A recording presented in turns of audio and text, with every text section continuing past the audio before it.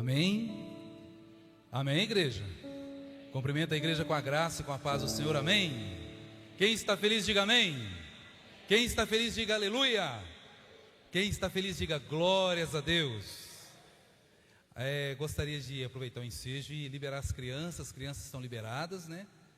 Para receber uma ministração de Deus na vida delas, como é feito todos os dias. E eu quero convidar você, meu irmão, minha irmã, que está aqui nessa noite, a abrir a sua Bíblia no Salmo 37. Nós vamos ler alguns versículos, na verdade vamos ler o Salmo inteiro. Salmo 37.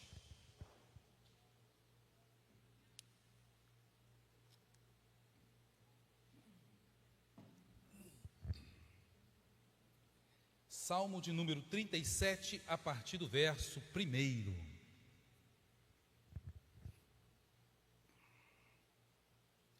Quem encontrou, diga amém.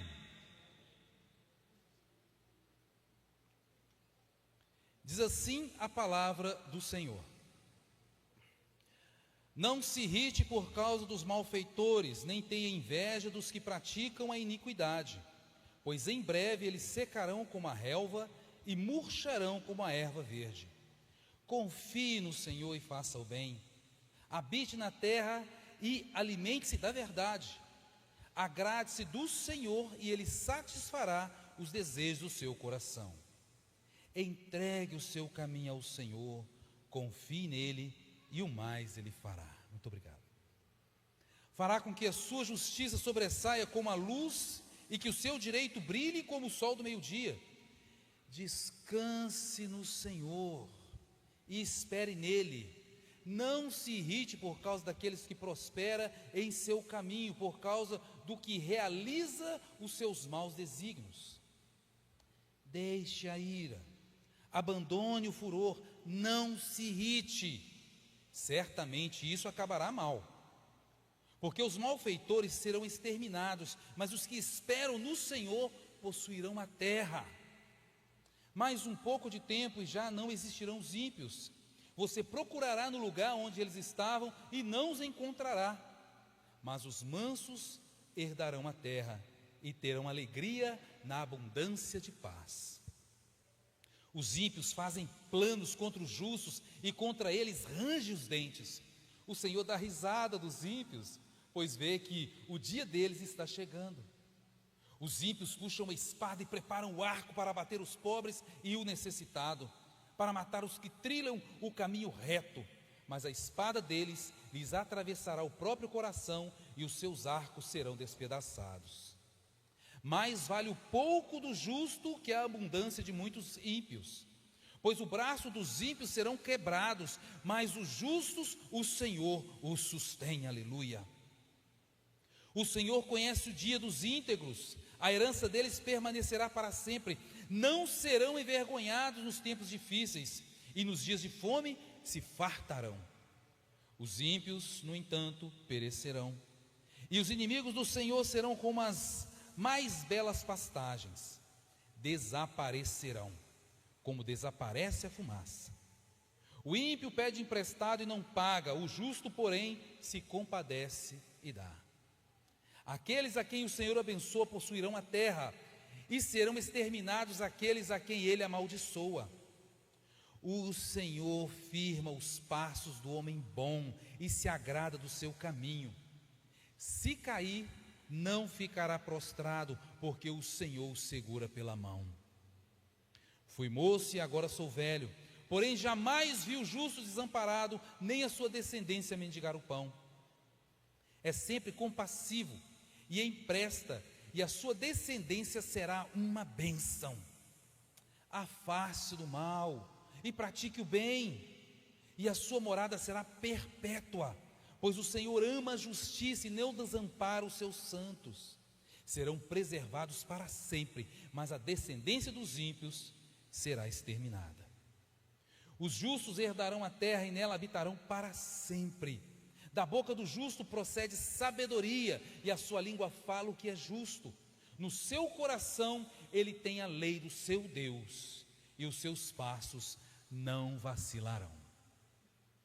O perverso espreita o justo e procura tirar-lhe a vida, mas o Senhor não o deixará nas mãos do perverso, nem condenará quando for julgado.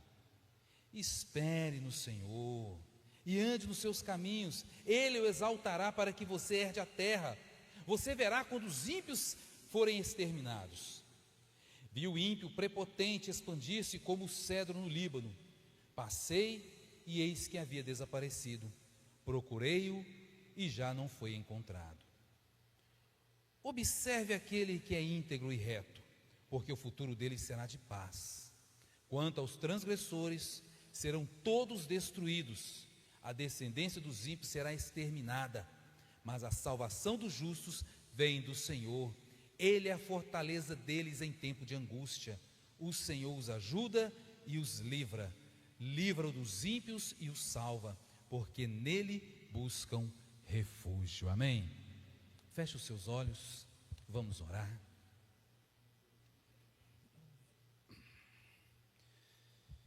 Senhor, nosso Deus e nosso Pai, bendito seja o teu santo, poderoso e glorioso nome, Senhor.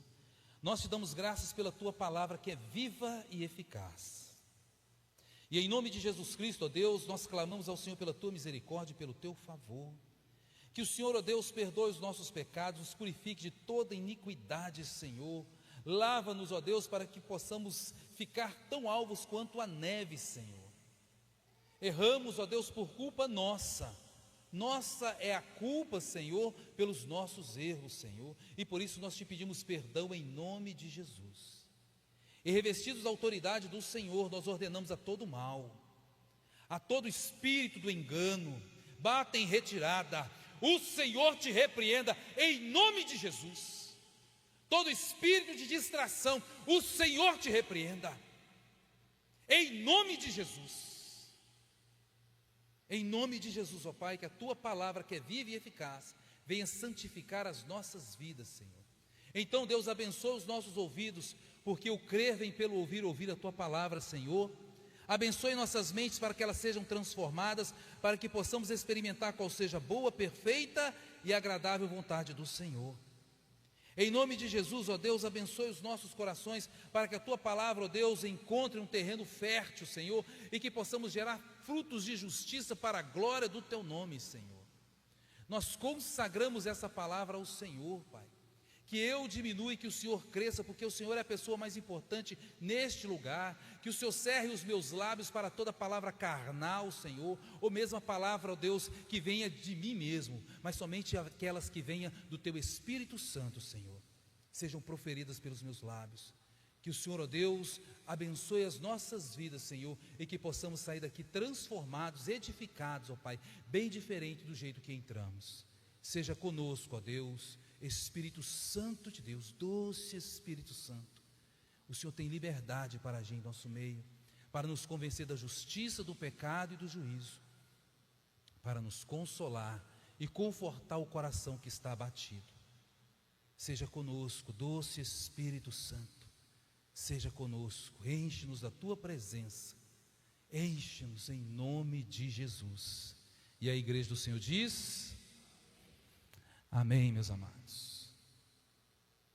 É tempo de crescer. E nós crescemos quando nós aprendemos a confiar em Deus. Você confia em Deus? Você confia nos desígnios de Deus? Se temos Deus como Pai, como Senhor, como Salvador, precisamos aprender a confiar em Deus. Confiar é depositar fé nos desígnios de Deus e nas suas decisões. É inútil dizermos que cremos em Deus e não depositarmos nele a nossa confiança. É como o próprio Jesus Cristo diz em Lucas, no capítulo 6, verso 46: por que vocês dizem Senhor, Senhor, se não fazem o que eu mando? Por que clamamos a Deus? Por que invocamos o nome de Deus? Por que dizemos que Deus é o nosso Senhor, se nós não temos a capacidade de obedecê-lo? Obediência é o que o Senhor nos pede. Não estamos aqui para viver para nós mesmos, mas para fazer aquilo que agrada a Deus. Não oramos assim? Seja feita a tua vontade, assim na terra como é feita no... Se nós declaramos isso em oração, nós temos que praticar. Porque toda declaração que não é respaldada pela prática é vã, é inútil. É tempo de crescer, meus amados irmãos. E para crescermos, nós temos que confiar em Deus. Crescemos como filhos, crescemos como servos, quando nós confiamos em Deus, por meio da fé e por meio da obediência. Muitos vão dizer, mas pastor, eu tenho o direito de ser feliz. Meu amado, minha amada, não existe um versículo na Bíblia que respalda essa afirmação. Nós temos direito à cruz. E se formos ver, Romanos 3,33, 3,23, porque todos pecaram, destituídos estão da glória de Deus. Nós merecemos o inferno. Mas pela graça e misericórdia de Deus, Ele nos concede a salvação por meio de Cristo Jesus. E tudo o que temos que fazer é confessar Jesus como Senhor e obedecer aos seus mandamentos.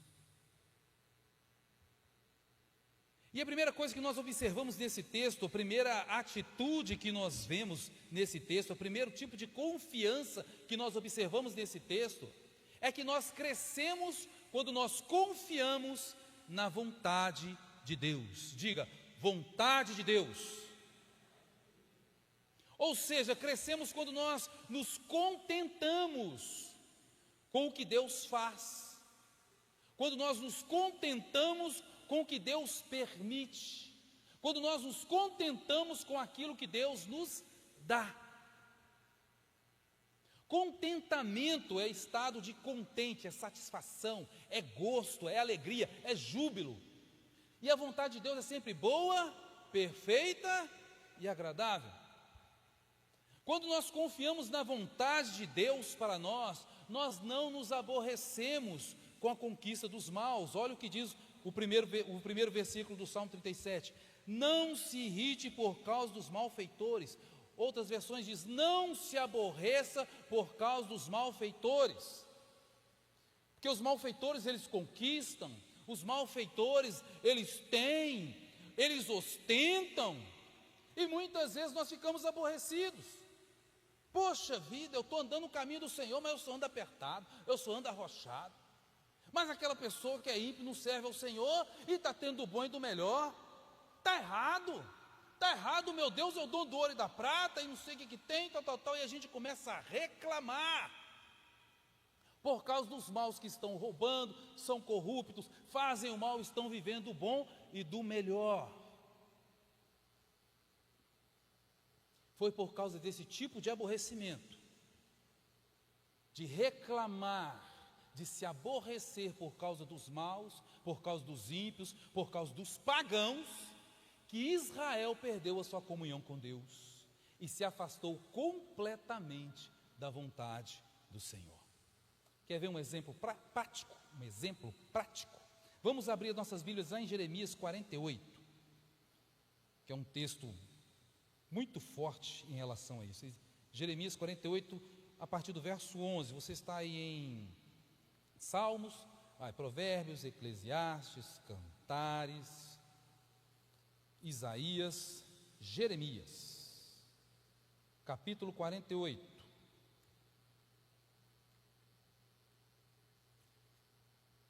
A partir do verso de número 11. Olha esse texto interessantíssimo.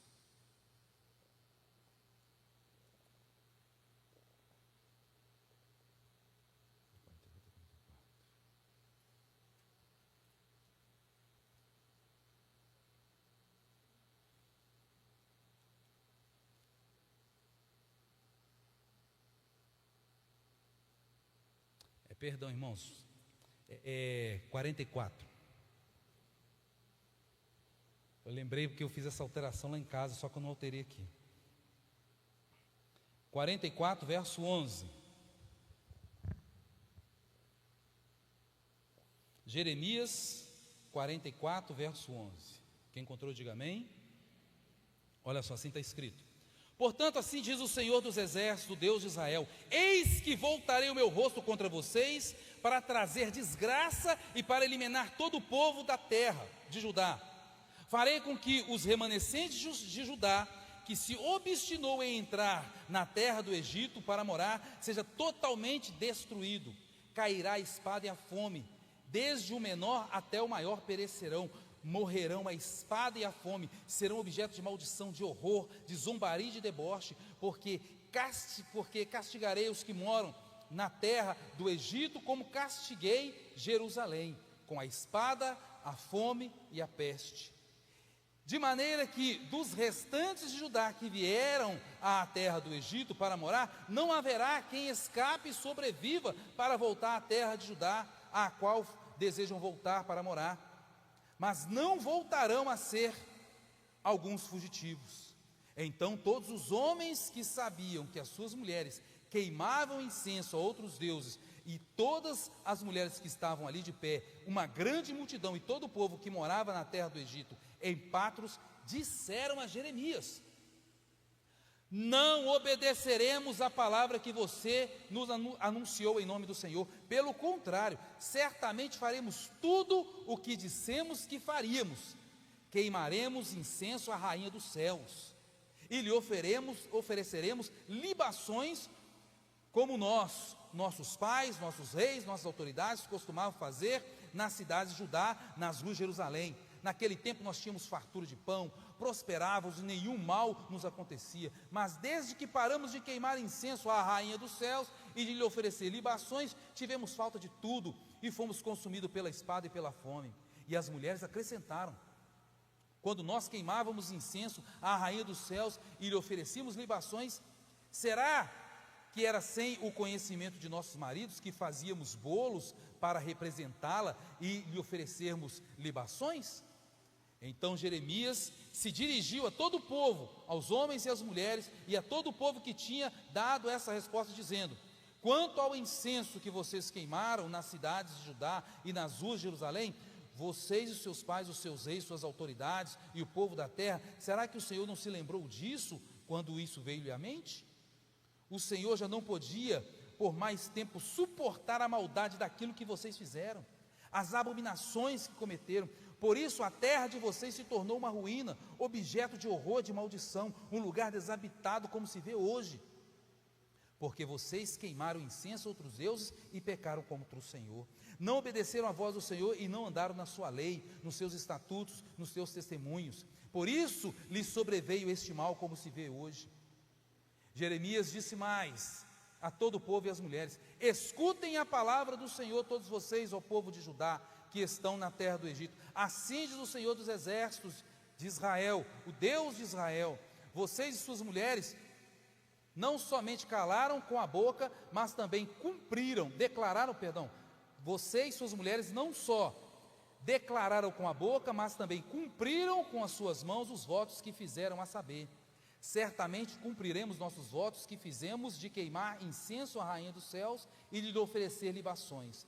Pois bem, confirmem os votos que fizeram, sim, cumpram o que prometeram, mas escutem a palavra do Senhor, todos vocês do povo de Judá que vivem na terra do Egito. Eis que eu juro pelo meu grande nome, diz o Senhor, que o meu nome nunca mais será pronunciado por ninguém de Judá em toda a terra do Egito, dizendo: tão certo vive o Senhor Deus, eis que vigiarei sobre eles para o mal e não para o bem. Todos os de Judá que estão na terra do Egito serão consumidos pela espada, pela fome, até que não fique mais ninguém. Foi por causa de desejar o que é dos outros, foi por causa de desejar a fartura dos outros povos que Israel se desviou do Senhor. Você observar algumas coisas interessantes nesse texto, você vai ver, primeira, que rainha dos céus não é desde hoje, não. Isso já existe há muito, muito tempo. Uma entidade pagã daquela época. E hoje é declarado no Brasil. E Deus se agrada dessas coisas, irmãos? Não. Porque no céu existe um rei, existe um Senhor, o Senhor dos exércitos, o Deus Todo-Poderoso, Criador dos céus e da terra. Quando nós começamos a olhar para aqueles que são maus, para os bens que os maus têm, nós começamos a desejar aquilo que não é nosso.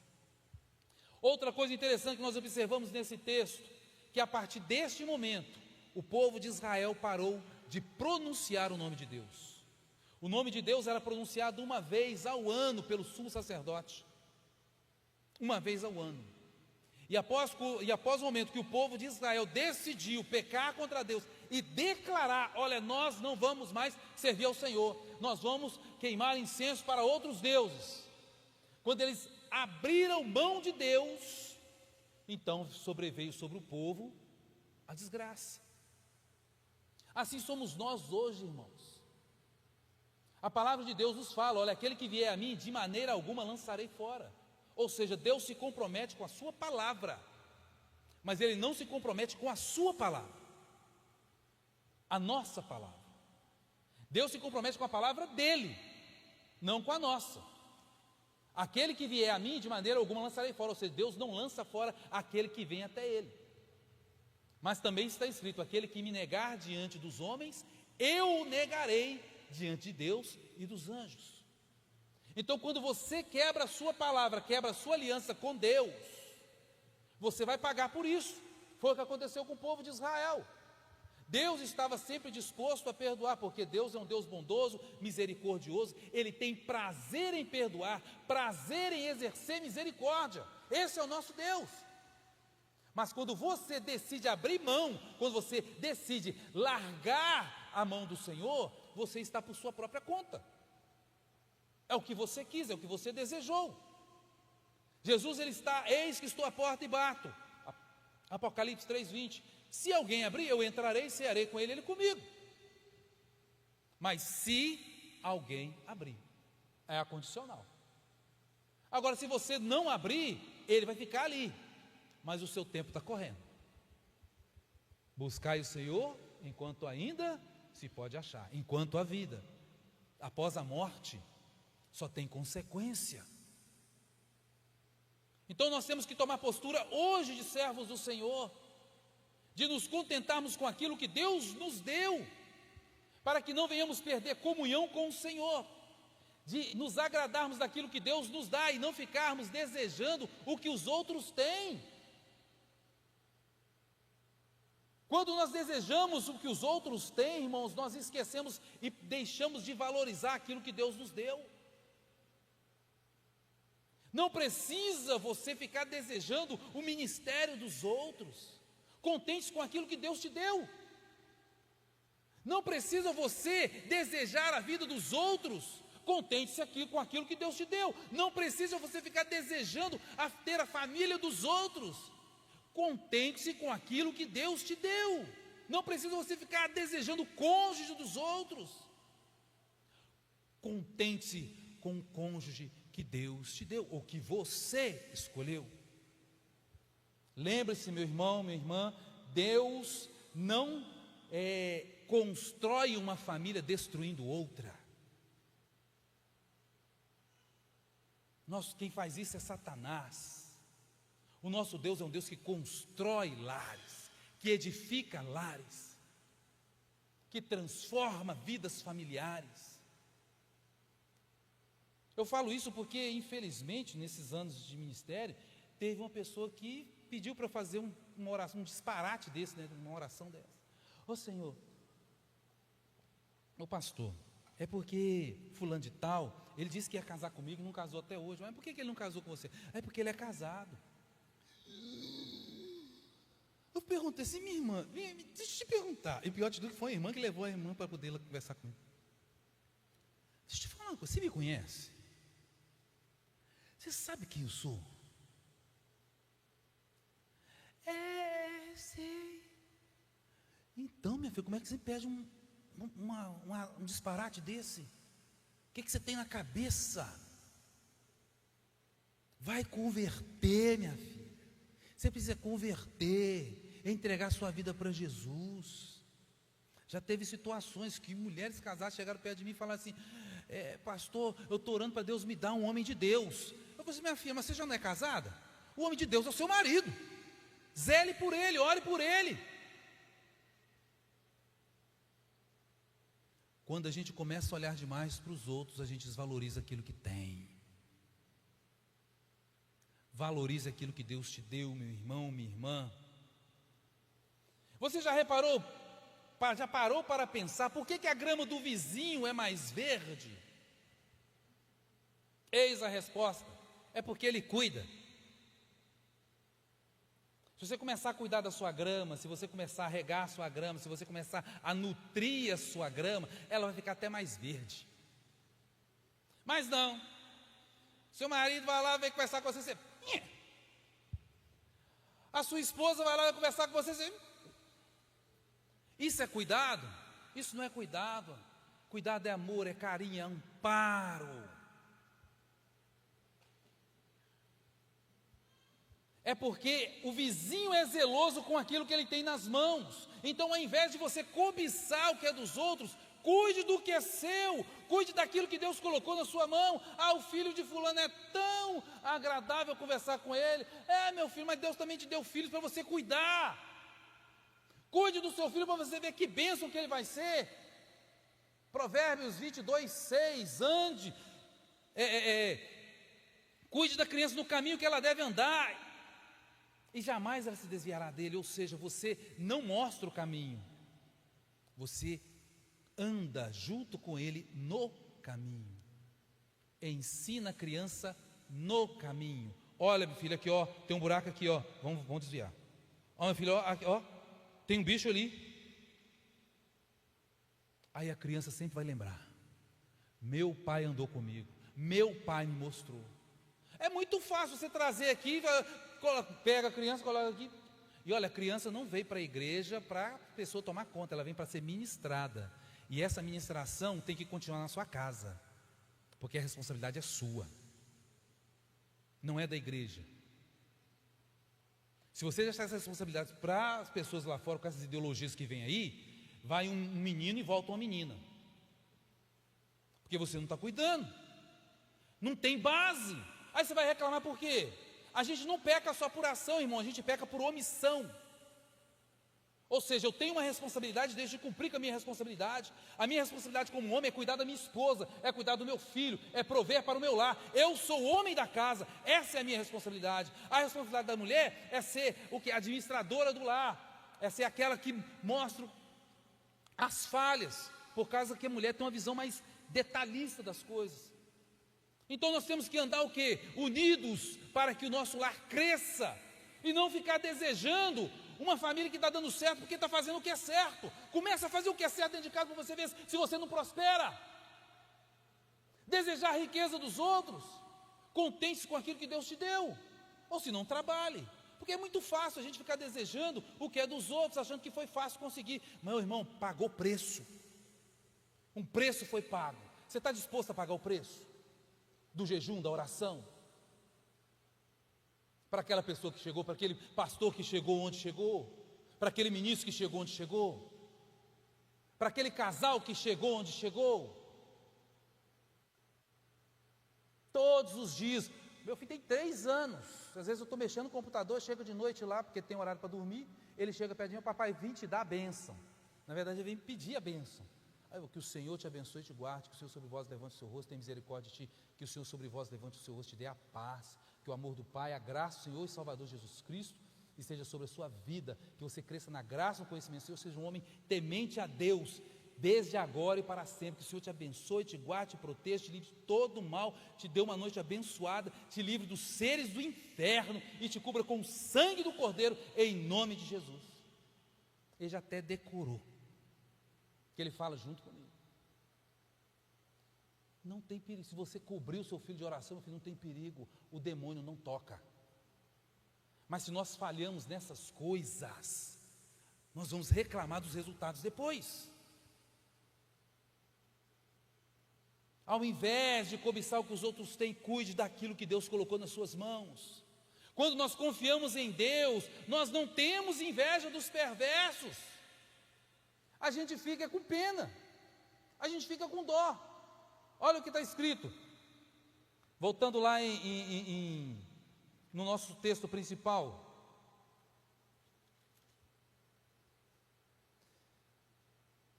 Não tenha inveja dos que praticam iniquidade, não tenha inveja dos que praticam iniquidade. Invejar não é cobiçar o que o outro tem, é querer que ele não tenha. Você sabia disso? A pessoa invejosa, ela não, quando ela tem inveja, não é porque ela quer aquilo que a pessoa tem, ela não quer que a pessoa tenha aquilo. Às vezes a gente chega assim, na inocência, não, o carro novo que eu comprei, e a pessoa fala, carro novo? Onde você arrumou dinheiro para comprar esse carro? E aí o cara vai, vira a esquina, bate o carro. Aí o cara fala assim, bem feito. Aí deu PT, não deu tempo de fazer seguro. Aí o que o invejoso faz? Vira seu amigo, porque você não tem mais o bem que você tinha. O invejoso, ele quer que você não tenha. O invejoso não fica com raiva porque ele não tem o que o outro tem, ele fica com raiva justamente porque o outro tem, só porque o outro tem. Tanto que se o outro perder um bem, a ira do invejoso é aplacada, e ele passa a ser amigo daquela pessoa. Abra sua Bíblia lá em Provérbios, no capítulo 23. Você está em Salmos aí, é o próximo livro, Provérbios.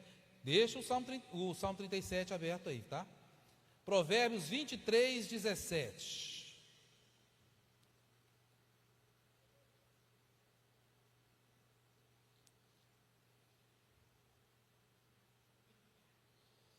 Opa. Ih, gente. Não, 24, 1, perdão. Mais um que eu... 24, 1. Não tenha inveja dos maus, nem queira estar com eles, porque o coração deles planeja violência, e os seus lábios falam para ferir. Como que você vai querer a companhia desse tipo de gente, irmãos? Nós não precisamos nos aborrecer e muito menos ficar com inveja dos maus, porque nós já temos um Deus maravilhoso que supre todas as nossas necessidades. Se você inveja a vida dos maus, você poderá também receber a morte dos maus. Se desejar o que os maus possuem em vida, você poderá receber os males que os maus receberão em vida. Se você deseja o destino dos maus, você também pode receber o que os maus vão receber após a morte, a danação eterna. Lembra-se do versículo 16 e 17 do nosso texto principal? Melhor é o pouco do justo que a riqueza de muitos ímpios, pois o braço forte do ímpio será quebrado, mas o Senhor sustém o justo. Tem um ditado popular que diz que Deus não dá asa à cobra, né? Lembre-se que nós também somos maus. No Salmo 51 fala que em pecado eu fui gerado no ventre da minha mãe. Deus conhece a nossa essência, irmãos. Então Ele sabe o que está fazendo quando Ele não nos dá determinadas coisas, quando Ele não atende determinadas orações. Deus nos conhece, Ele sabe o que está no nosso coração, Ele sonda os nossos rins, Ele nos conhece, Ele sabe o que está dentro da nossa cabeça. De repente você pede muita coisa, alguma determinada coisa a Deus, Deus não vai dar, porque Ele sabe o que você vai virar quando Ele der aquela coisa para você. Tem um ditado popular que fala: você quer conhecer uma pessoa? Dê a ela o quê? Poder e dinheiro. Deus conhece a essência, a nossa essência. A segunda confiança que nós vemos nesse texto está no verso 4 e o verso 5. A graça do Senhor, Ele satisfará os desejos do seu coração. Entregue o seu caminho ao Senhor, confie nele e o mais Ele fará. Nós crescemos quando nós confiamos no tempo de Deus. Sabe por que é muito difícil nós confiarmos no tempo de Deus? Porque nós queremos ter o controle de tudo. Nós somos imediatistas, nós queremos que as coisas aconteçam no nosso tempo, do jeito que nós queremos, na hora que nós queremos. Senhor, eu quero para agora. E Deus fala: meu filho, não é assim que funciona não. Você está achando que você está falando com quem? Com quem você acha que você está falando? Baixa o seu tupetinho aí. E geralmente Deus nos dá 3 respostas: sim, não, espera. E a maioria das vezes é: espera, aguarde com paciência. Por que nós precisamos esperar? Porque muitas vezes nós não estamos preparados para receber aquilo que nós pedimos. Então a gente tem que descansar. Ah, Senhor, mas eu preciso tanto disso. Você precisa, mas você está preparado para receber a bênção que você pediu? Você está preparado para receber aquilo que você tem pedido para mim? É igual, teve uma certa vez que estava comigo, né? Um tempo atrás, quando eu mudei de cidade, fui pastorear uma igreja, eu tinha que fazer muitas visitas. E aí eu fazia visita, e eu fazia tudo a pé, porque eu não tinha carro. Eu tinha carteira, mas não tinha carro. Então eu ajoelhei e falei: Senhor, meu Deus, eu preciso de um carro para poder fazer visita, é para fazer a tua obra, Senhor. Eu falei assim: tá bom, meu filho, mas olha a sua carteira. Eu olhei minha carteira, 5 anos vencida. Ó Deus, vou dar um jeito nisso aqui. Corri lá no Detran e fui lá, renovei a carteira. Senhor, minha carteira está aqui renovada, meu Deus, obrigado. Minha carteira está aqui. É, meu filho, mas você já reparou o jeito que você dirige? Tem 5 anos que você não pega no volante, rapaz. Não, é mesmo, Senhor. Aí lá em Ouro Branco tinha uma autoescola para habilitados. Olha que legal. Aí eu fui lá, fiz lá as minhas 10 aulinhas. Tá. Fiz as 10 aulinhas. Falei: Senhor, agora sim, está aqui, Senhor. 10 aulinhas, eu estou bom no volante. E eu estou pegando até viatura agora. Agora sim. Meus irmãos, não passou uma semana, Deus me deu o carro. Corsinha, aquele sedã. Bonitinho. Aí passado assim um ano, Deus foi me dando outro. Então Deus vai melhorando a sua vida a partir do momento que você faz o que é certo e é fiel diante dele.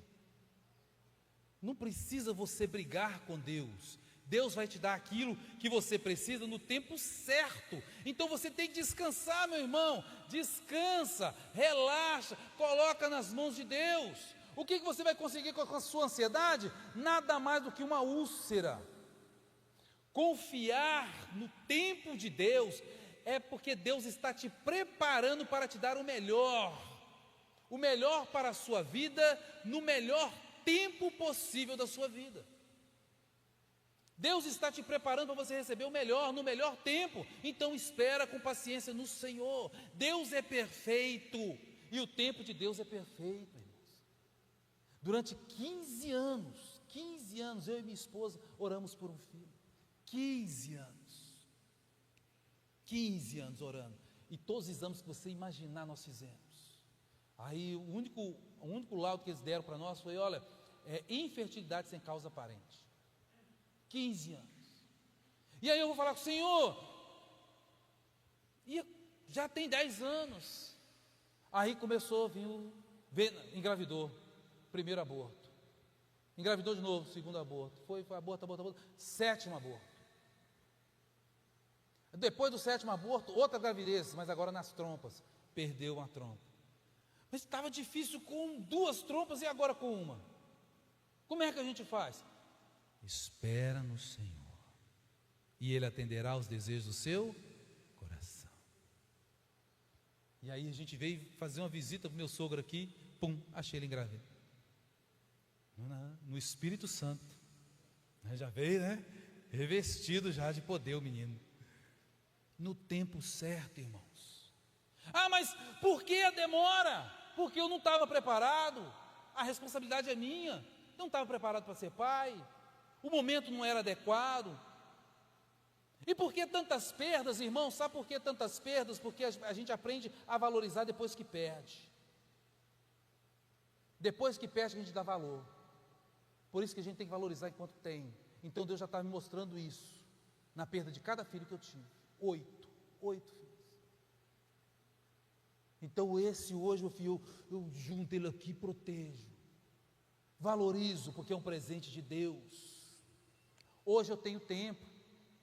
Eu vivia uma correria gigantesca, porque eu trabalhava na polícia e ainda ia para a igreja ainda.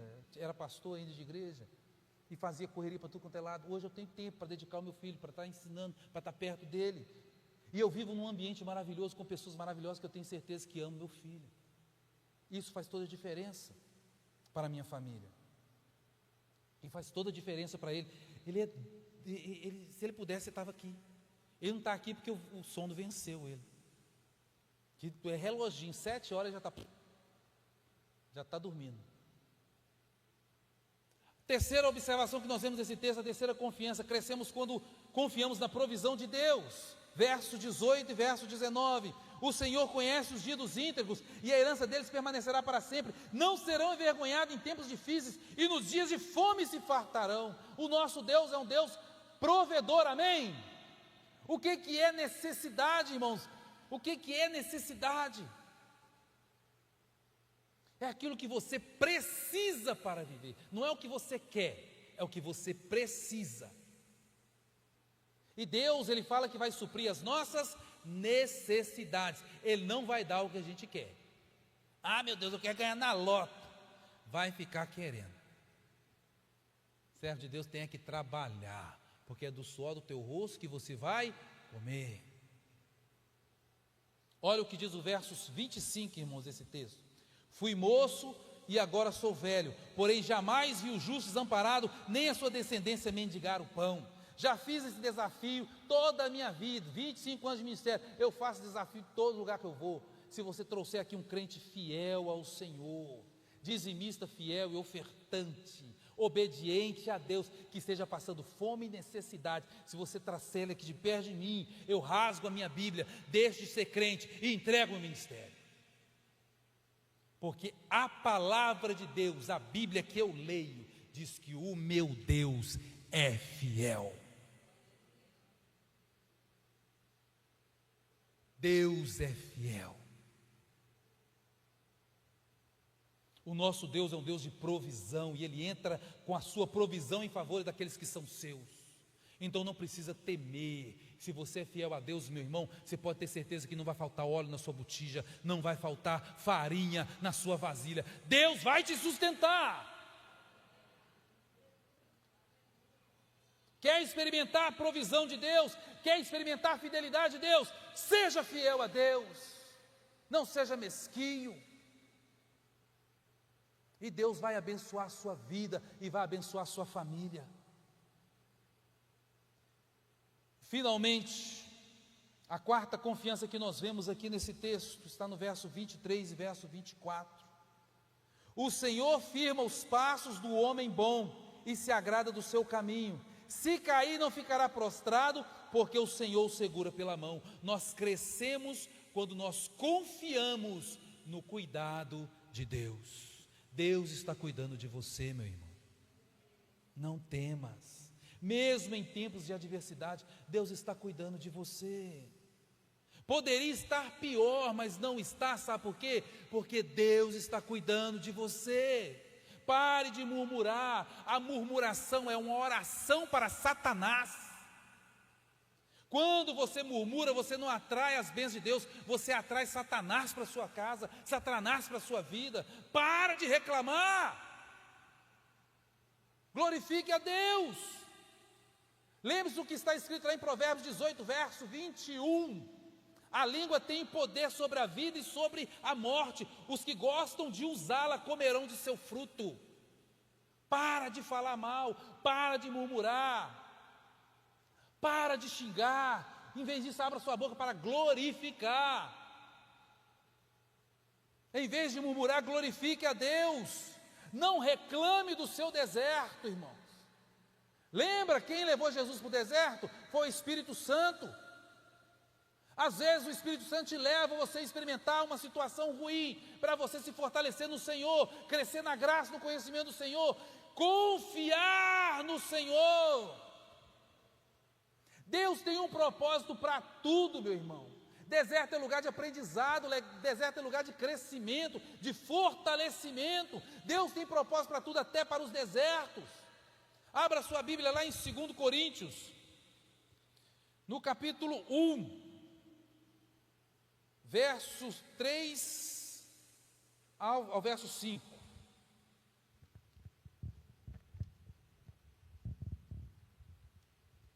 Segunda carta do apóstolo Paulo aos Coríntios, no capítulo 1, do verso 3 ao verso 5. Olha o que está escrito. Assim está escrito: Bendito seja o Deus e Pai de nosso Senhor Jesus Cristo, Pai de misericórdias e Deus de toda consolação.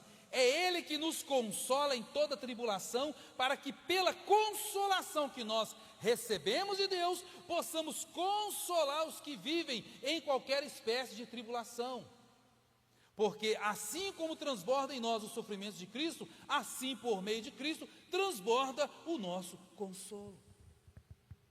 Meu irmão, sabe quem pode confortar uma mãe que perdeu um filho?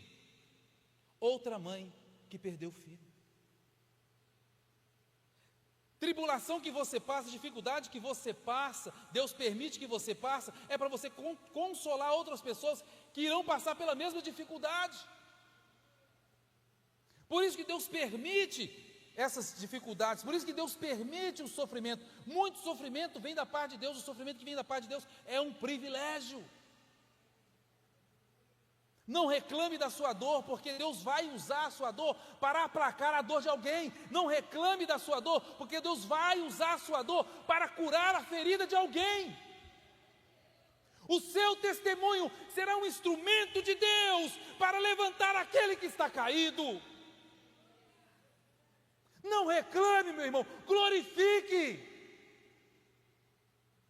Deus tem propósito para tudo, até para a sua dor.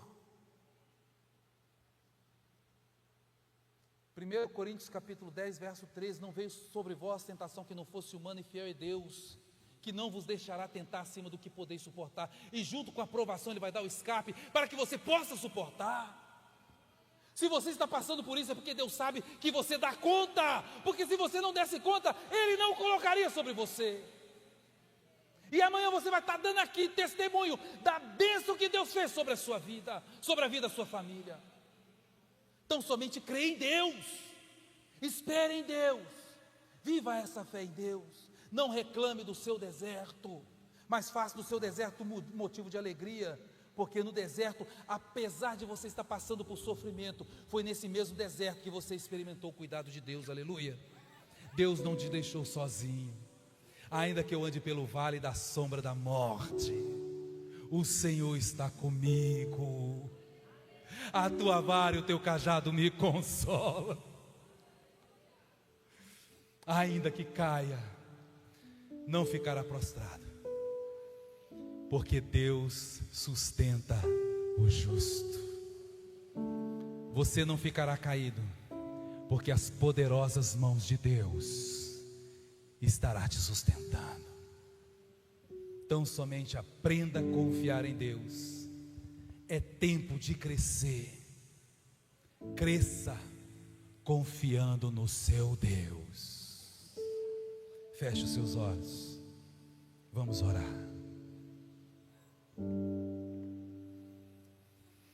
Senhor nosso Deus e nosso Pai, bendizemos o teu santo nome, Senhor, e te agradecemos, ó Pai, por o Senhor estar conosco aqui nessa noite.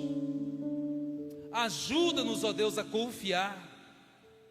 Ajuda-nos, Senhor, a confiar, mesmo diante das perdas, mesmo diante dos problemas, mesmo diante das dificuldades, mesmo diante do sofrimento, Senhor, que possamos olhar para os céus e ver que o Senhor é Deus e está cuidando de nós.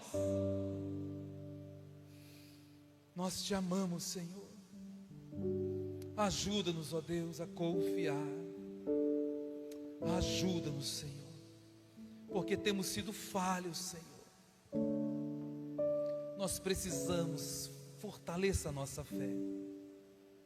Nos ajude a confiar, Senhor, porque o Senhor é Deus, um Deus maravilhoso, porque o Senhor é Pai, e um pai não abandona o seu filho. Somos teus filhos, Pai, e te agradecemos pelo teu cuidado conosco. Nós te agradecemos em nome de Jesus.